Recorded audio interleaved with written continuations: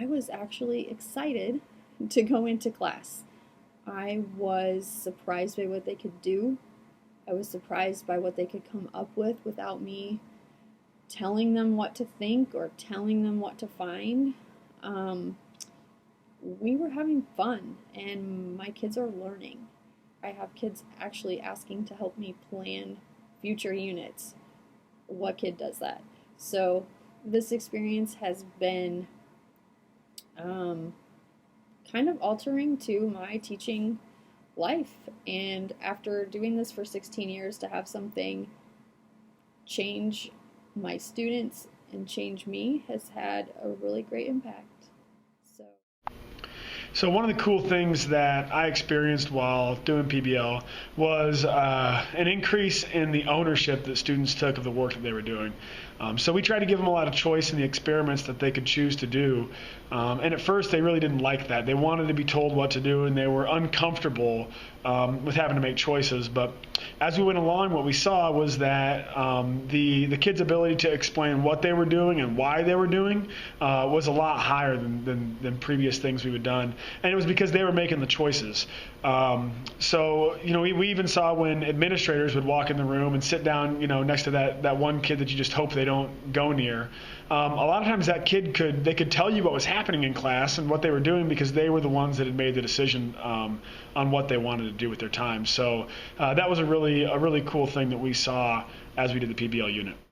Again, we're trying to change a complete mindset of instead of taking a test and being done with that knowledge, but building on that knowledge. And so that's taking some time. I had everything laid out of what the kids were going to do day to day, but what it was going to look like within the classroom changed kind of on the fly. As soon as something would happen, I would have to decide how I wanted that to look, or I would think I know what I'm going to have happen, and then as soon as a student asked a question, I would just completely change it and just I went through in their binder and ripped out pages and added new pages in just from going through and seeing what was better. So just it kept me on my toes a lot, but it was awesome because everything was already done. So I was able to take that extra time to just kind of think, is this the best or do I want to make it better? Since everything was planned before we even started the project. I have so much respect for my students after this PBL experience and what they're truly capable of.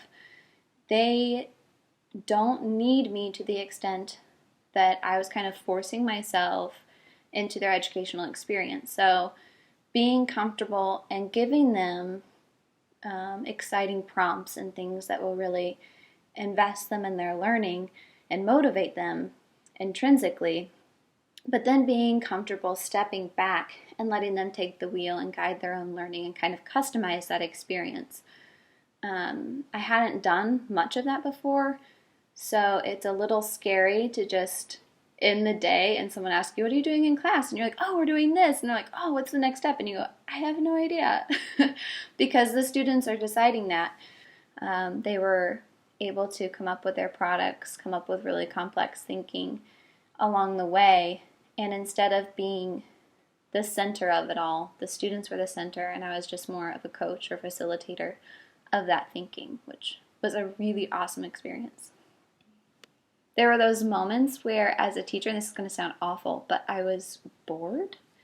And I know that that's probably going to make some teachers go, oh, you're not doing your job. And that wasn't the case at all. It was just that my students were so engaged and being successful at being independent learners and doing research and using their technology for educational purposes. That there were these moments where I was standing in my classroom and I'd be looking around and I'd be going, wow, well, now what?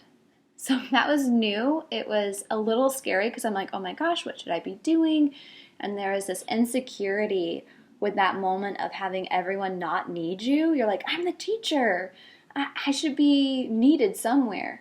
So that was a weird, insecure moment for me, but I've kind of embraced that now. And when I hit those moments, I see that as true teacher success. Like, all of my students know what's going on. They're engaged. They're being successful. And of course, you still can, walk around the room and confer with students as they're working, which is what I have decided is my solution for those moments. But it was kind of freaky, not gonna lie. It made me excited again to plan little things like this, but I will say it was very rewarding to see them understand and to have those aha moments. That was the big thing I got out of this. One of the big things I got out of this was the fact that they had those aha moments, and could see it in their eyes. I could see them say, oh, this really did happen. They'd ask me. They were asking me the questions instead of me asking them the questions. This teaching and learning experience was different because it required a lot more flexibility on my part, and I'm a very structured planner, and what I have set from the beginning is sometimes what I would follow. And so it was really different to kind of lighten up a little bit and let what the students were telling me and let this just kind of flow naturally instead of having a calendar with very strict times that they did things. And I think the kids appreciated that. It was one of those things where it was like, if you need more time to do this, that's okay.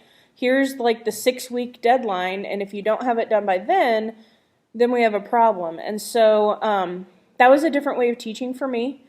And as far as learning for the kids, it was a lot of independent work. And the kids actually said to me, I feel like I'm doing everything and you're not doing very much.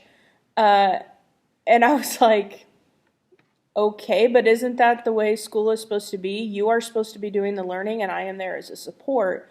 And when I said that to this kid, he agreed and said that he just leaves class really mentally tired. And I think that's a good thing. And rather than telling you what I think the students felt throughout the unit, I'm going to read you guys some quotes. So these are actual quotes from my students. They are some of the better quotes, I admit, but these are quotes that they had about their PBL unit. The first one.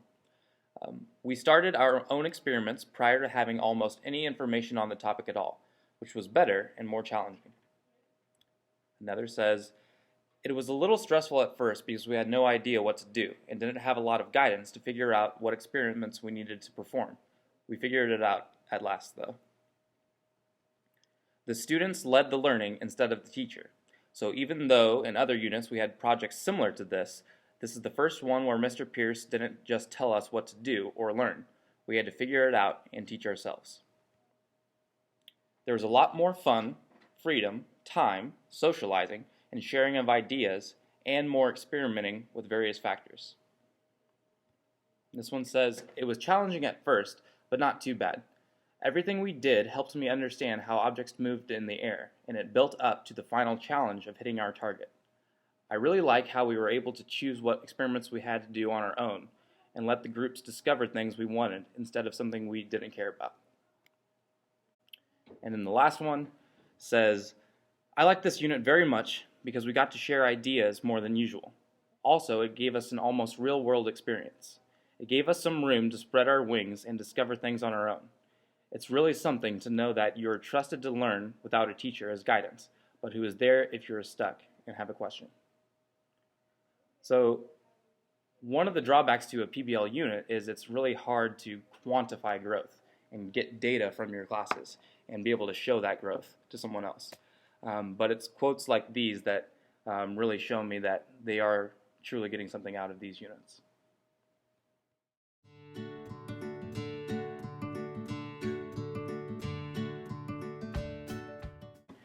Well, the first thing I want to point out is that's what a good PBL does. It puts the students in the position to surprise you.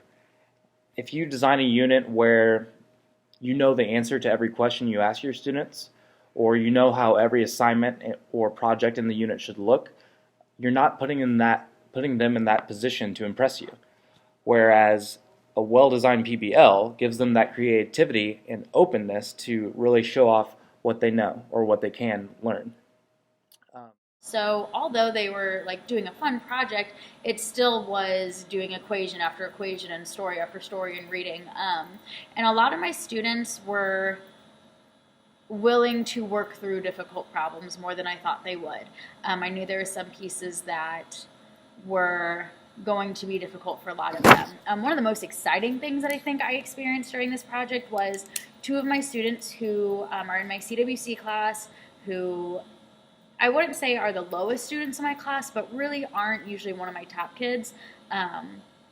In going through this project, they came up with their very first systems problem. They decided to solve it using substitution, and without ever asking a teacher, without going through any examples or watching someone else do it, they solved their very first problem using substitution all on their own. And that's something that just in Algebra 1 doesn't happen. Usually elimination and substitution takes a lot of practice and rehearsal and practice and practice. And watching these two kids who aren't normally some of my top students work through a problem for the first time on their own and get it 100% correct was just really exciting to see that as long as they are working through this project, it is possible to learn this way. I actually was surprised at how happy the kids were to do the work.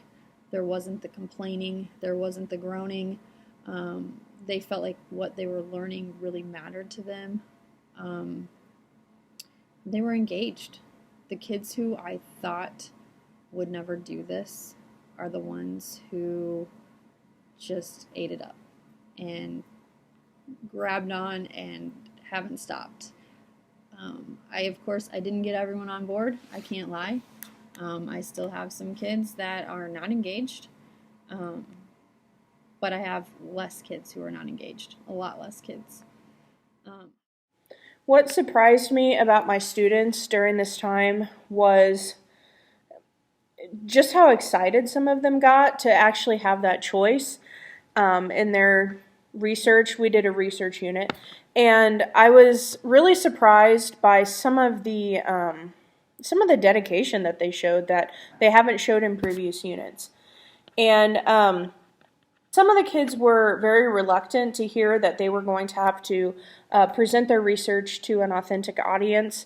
And so some of them were very nervous or very unwilling to do that. But I think as their confidence grew with the unit, that they were able to kind of get over that fear a little bit and be able to just really show what they know without having to do something like an essay or whatnot. So what surprised me the most, I think, was the level of engagement that some students showed. There were several things that really surprised me. The first one was I introduced the unit to the freshmen before parent-teacher conferences, which was not intentional. It was just kind of a coincidence. But the awesome part was a couple weeks later, during conferences, I had several parents and grandparents asking me about that project because their son or daughter or granddaughter or whatever had come home talking about it. And wanting to know what kind of an artifact they could do, or what mom, dad, whoever knew about the artifact, or if there was somebody else in the family that they could call to learn more about it. So that part was really awesome.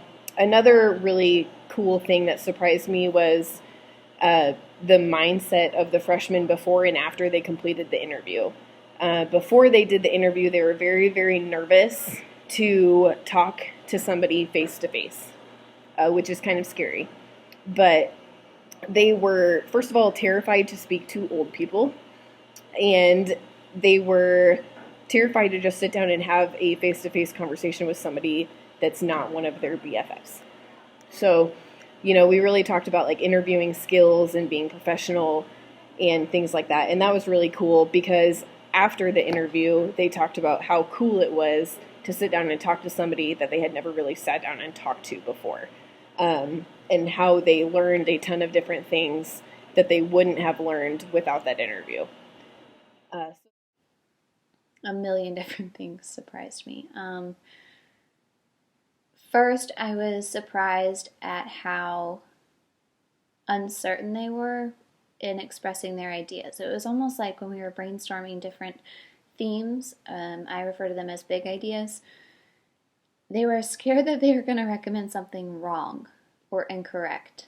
And so we had to have a quick discussion on how there isn't a right answer and there's not necessarily a right way to begin, that's determined by you. So that was a bit surprising. I didn't expect to have to scaffold that brainstorming process, but once we got through that, things were really rolling quite swiftly. I was surprised at their product.